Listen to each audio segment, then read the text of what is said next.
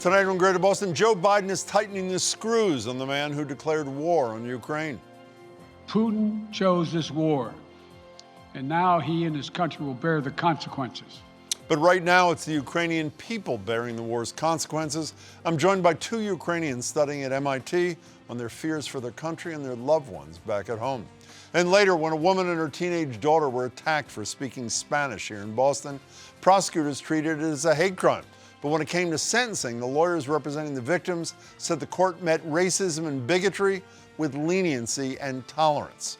One of those attorneys, Sophia Hall, joins me on that and on the loss of another civil rights warrior in her office, Lauren Sampson. Plus, former Assistant Secretary of Commerce Linda Bilmes and former NAACP President Cornell William Brooks on the racist divide that came from the 1944 GI Bill and how they're hoping Congress will fix it. When we started this show talking about Russia last night, we said war was imminent. Tonight, it's well underway.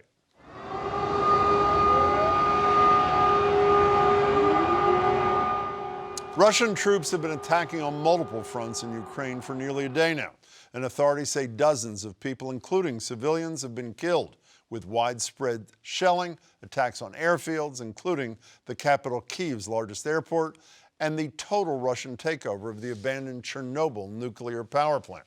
This afternoon, Joe Biden announced a new set of sanctions in conjunction with U.S. allies and made it clear he believes the takeover of Ukraine would be only the start if Putin has his way. He has much larger ambitions in Ukraine. He wants to, in fact, reestablish the former Soviet Union. That's what this is about. We have purposely designed these sanctions to maximize the long-term impact on Russia and to minimize the impact on the United States and our allies. Biden and the allies did stop short of sanctioning Putin himself directly, at least for now. And while the White House is directing more supplies to Ukraine and more troops to the region, Biden reiterated American forces will not fight in Ukraine itself. I'm joined now by two Ukrainian citizens who are currently studying at MIT, but have many loved ones back home in Ukraine, Sasha Horoch and Vlada Petrosenko. Vlada and Sasha, thank you so much for spending some time with us tonight. Sure, thank you for inviting us. Sasha, starting with you. Thank you. Sasha, starting with you, how are your family? How are your people you love back home? How are they doing? My family is back in Ukraine, as well as most of my friends there. And I was staying in touch with them ever since I found out about the start of Russia attack, which was 10 p.m. last night by Boston time and 5 a.m. in Ukraine at that time. They're staying in Ukraine, trying to stay calm and just do whatever they can to protect Ukraine. When you say stay calm, are they not scared? When I see average Ukrainians on the street on television at night, I am stunned how brave and defiant they seem to be. Are they scared for their futures? They definitely are scared for their futures, for their loved ones' futures, for the future of their country and their homes. However, being scared is not going to help much. And right now, we are trying not to be scared or panicked, but rather do actions that may help Ukraine, help Ukrainian army, and defend our country. Vlada, I'm sorry, go ahead. Yeah, I just wanted to add that Ukrainians are fighting for their country and standing for their freedom. So that's what we are doing right now. Vlada, how are your family and friends back home doing? My family back home and my friends are also pretty scared because, they woke up last night because they heard explosions, and there were being explosions all around the cities. In all major cities, they were targeting, at least as for my information, they were targeting strategically important places, but it was all around Ukraine. So, all this time we've been in continuous touch with them to try to support and be aware of what's actually happening. But yeah, that's pretty scary. Vlada, last night we shared a poll with our viewers that only 26% of Americans thought our government should play a major role in Ukraine, barely 1 in 4. Vlada, does that trouble you that Americans seem to have this pretty far down the priority list? I would say that it is concerning that the statistics is this way, because this war is not only about Ukraine and Russia. It is about Russia attacking countries without actually being any sort of reasonable. And, Absolutely. We don't know who is next. US can be there at some point. And I do not agree that Americans don't consider that being their problems, because it is, in my point of view. Sasha, do your family and friends back in Ukraine, do they feel the United States is doing enough to help them? I would say that I'm not exactly sure how my parents and my loved ones in Ukraine feel about that, because my conversation with them weren't about that mostly. How do you feel about it? Yes, so the way I feel about it is I believe that the situation that happens in Ukraine right now is Russia being aggressor and being very cruel with type of weapons it uses, which are banned by many international agreements, and because they're considered too cruel. And the way Russia just doesn't care about all of that is not only attack on Ukraine, but also attack on the idea of democracy overall and human rights, Yes. and also the idea of keeping the peace in the world. So I believe that US should be kind of more concerned, because we are very grateful for the sanctions and support US shows to Ukraine. However, so far it wasn't enough to stop Russia or to make it a very big obstacle to it. So I believe that right now all the answers should be as strict, all the sanctions should be as strict as possible, so that we stop whatever is happening right now. And in particular, we want Russia to be disconnected from SWIFT, because as President Biden said, that might be one of the options for future steps. However, it's right now Russian troops bombing all around Ukraine and Russian army trying to invade. It's already a very far step. Vlada, each of you actually, but starting with you, Vlada, just a few seconds I have left. For the 52% of people in that same poll who thought that America should play no more than a minor role in the war in Ukraine, what do you say to them? What do you want them to know? I want them to know that it's not as distant as it feels. And yeah, it is actually not just somewhere there in Ukraine, it's all around. Like, we're here in the US, I don't know. And I also want to tell them that they actually can play the role and their impact actually matters. So yeah, they have to acknowledge that situation is happening. They have to realize that it is important, and they can donate, they can support the sanction petitions. And yeah, I feel like it's everyone's responsibility to actually unite against pretty aggressive country, which is attacking at this moment. Sasha, I have 30 seconds. What do you want people to know?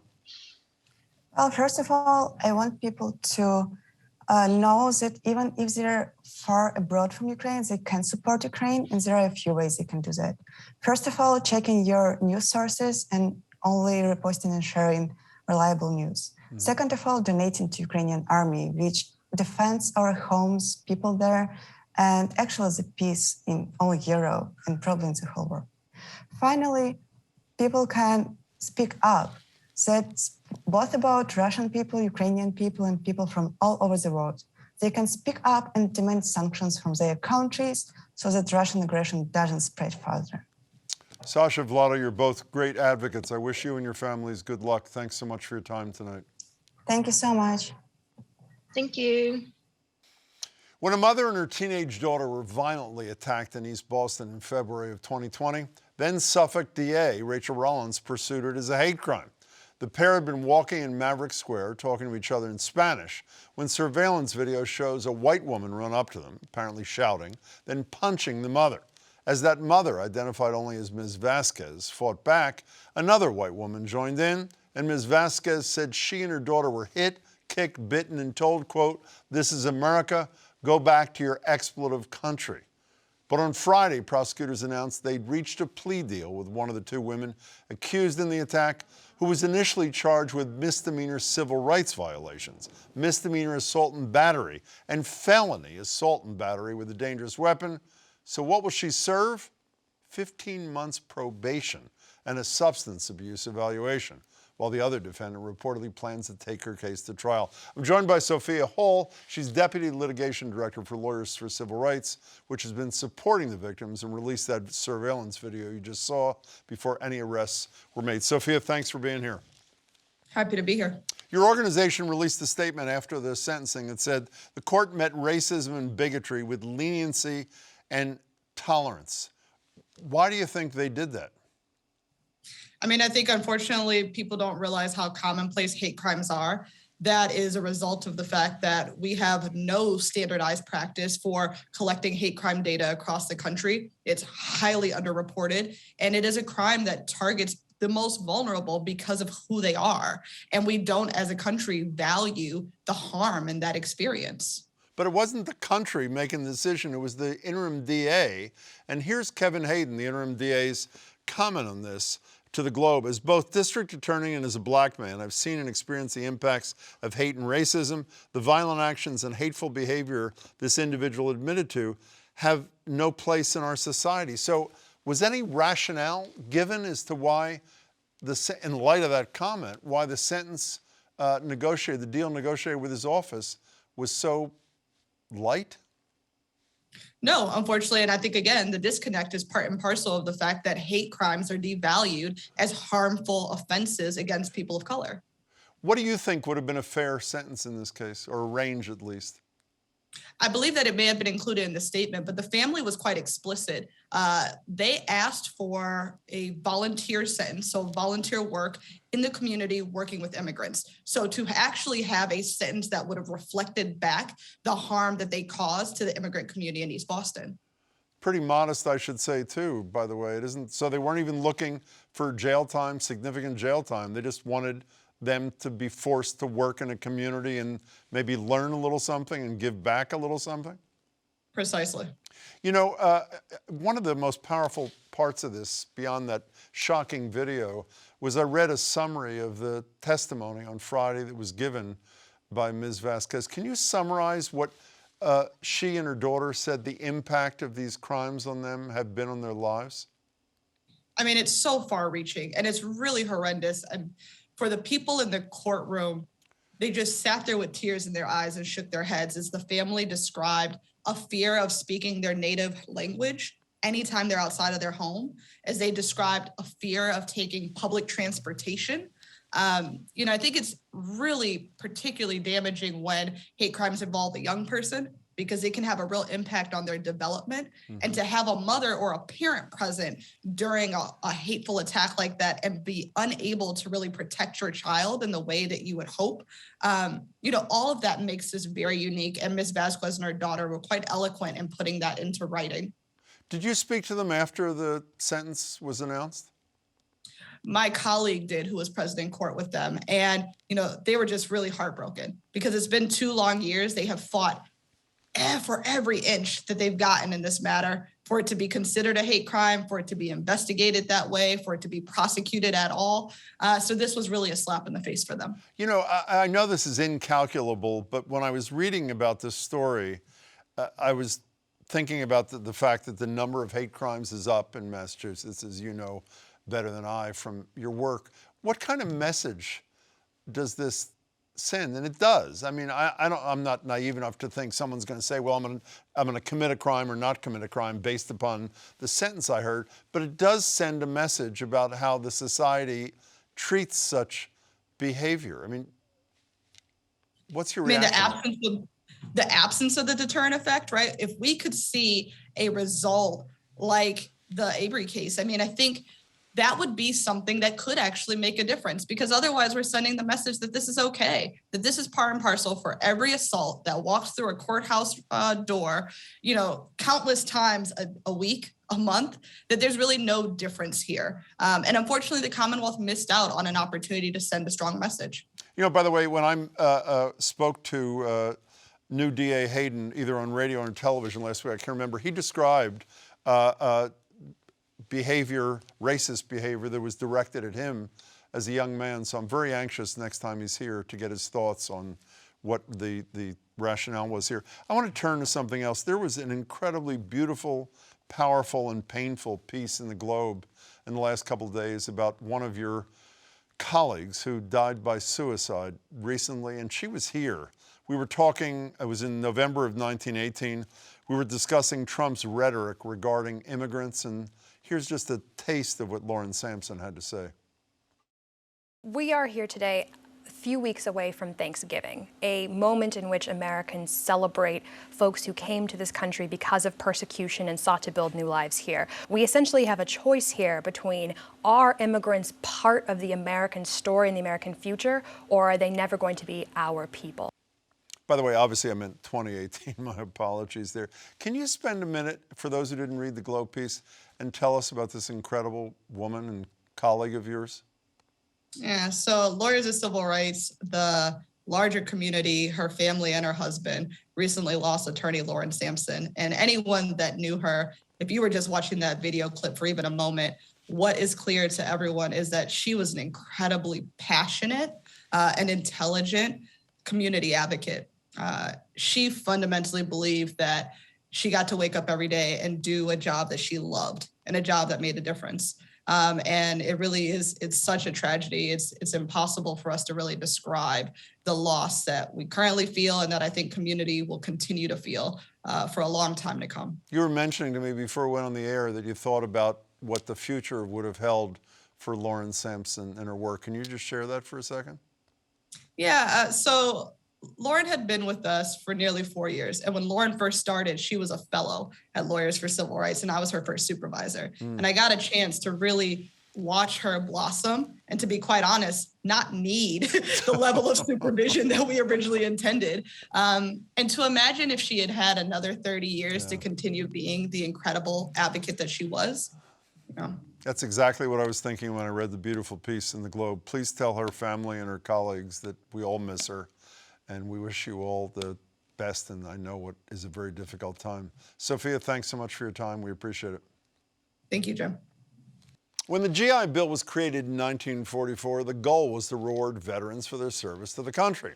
And millions did benefit, getting help to buy homes and pay for their education.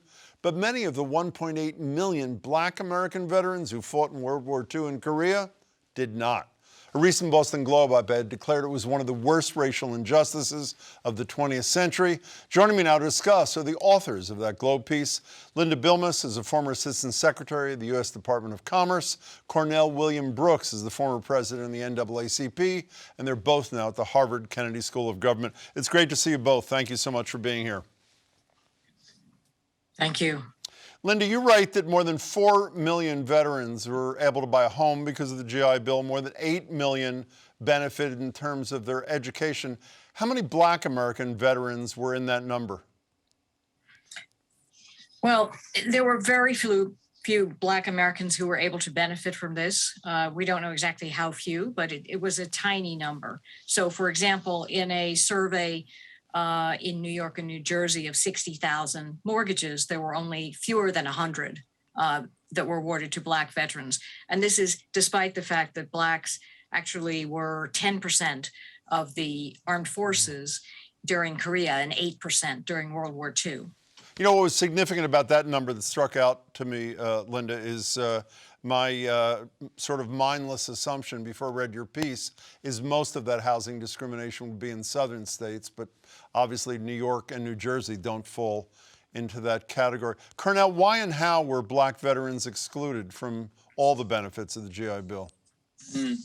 Well, these programs were administered at the state level. And so the state actors had the opportunity to engage in discrimination. So if you think about, just to paint a picture, Dory Miller, who was at Pearl Harbor, a tall black man who was trained as a cook. And when the Japanese attacked Pearl Harbor, he literally got behind a machine gun, though he was untrained, shot down as many as 4 planes. He survived that battle, went into another battle, and subsequently lost his life. But had he returned to his home in the Deep South, local officials would not have allowed him to use his benefits to purchase a home, would not have allowed him to use those benefits to even go to a college other than a historically black college or university. So what Linda's describing, what we are describing here, is a near blanket exclusion from housing benefits and education benefits. And by the way, and the housing exclusion in the northern states was a function, I'm assuming, of what most people, I think, watching the show know about, is redlining, no? That's right. So it really was almost impossible to get a loan for a black person because of what was called redlining. There were just a small number of areas where blacks were able to purchase homes. So in this case, even if a black veteran qualified for a VA-backed loan, that means that the government was was backing and guaranteeing the loan, the lenders wouldn't lend them the money. So they couldn't get a mortgage. And that pretty much happened across the country, not only in southern states. Cornell, your goal, I know, in this work is not just to correct the history, which you've done, but address the discrimination. How does one address it? Well, there is legislation in Congress as we speak, sponsored by Senator Raphael Warnock, Representative Seth Moulton, and Representative James Clyburn, that would take the benefits denied to these veterans and extend them to their descendants, which is what the VA, I should say, what the GI Bill does currently.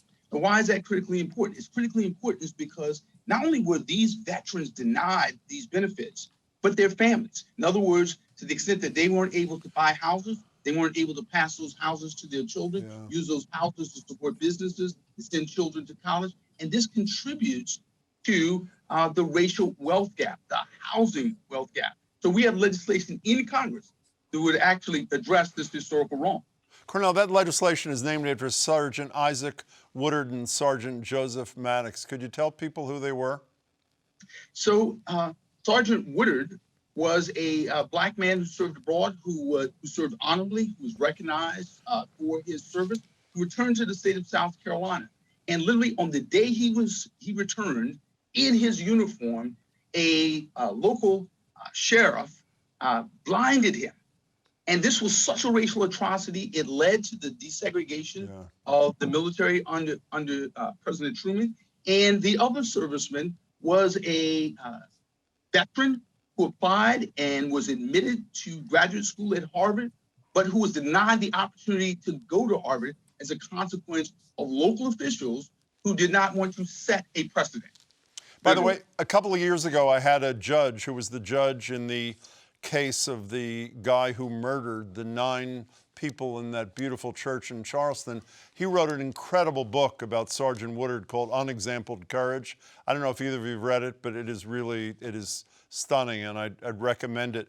You know, Linda, not just this piece, I know you two have been working for a bit on restorative justice issues, on reparations, and I know we have a president who I think may be the first who supports a commission to study the issues. I know that's pending before Congress too.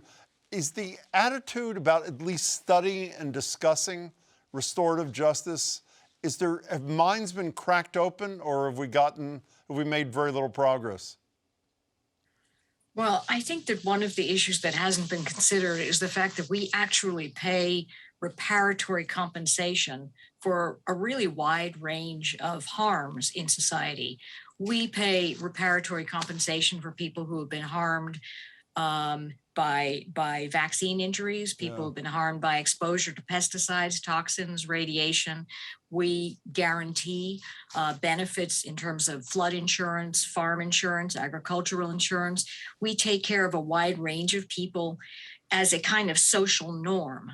And so as we think about this issue, we need to consider this in the context of the social norm of this country, which is a generous country in that it tries to provide some form of compensation for people whose livelihood has been harmed in some way. But have those facts cracked open the minds of people where they were closed heretofore, Linda, or no? Well, I mean, I think that the attitudes are changing. Young people have a very, very different attitude toward and a greater enthusiasm and openness toward this issue than people did a generation ago. You know, Cornell William Brooks, before you go, last time you were here, I'm sure the audience remembers, I think you were in the last day of your hunger strike leading up to what the hope was that Congress would be part of the good side of history and pass voting rights legislation. They did not. Do you, a month or so later, see any light at the end of any tunnel on the voting rights front? I'm always hopeful. And part of the reason why I'm hopeful is as we speak, we have members of the 82nd Airborne, a large number of whom are Black. That's the same unit of the Army that my brother served with. These are folks in Ukraine as we speak, serving our country. Again, a demonstration of commitment, a demonstration of patriotism. I'd like to believe when those vets come back, in the same way in the 1940s, when Blacks returned to this country, that ignited the civil rights movement, and it led for a push to this country to right historical wrongs. So I'd like to believe that when these veterans serve ably abroad, as they've done over the generations, that this country will be reminded that we can't preach democracy abroad if we don't practice it at home. Cornell William Brooks, Linda Bilmes, I hope you'll join me again to continue this conversation. I really appreciate it tonight. Thank you. That's it for tonight. Please come back tomorrow for Talking Politics. Boston Mayor Michelle Wu has hit 100 days in office. Adam Riley and his panel will look back on her biggest successes and challenges so far and what's still to come. That and more tomorrow at 7. I'll be back next week. Thank you for watching. Please stay safe.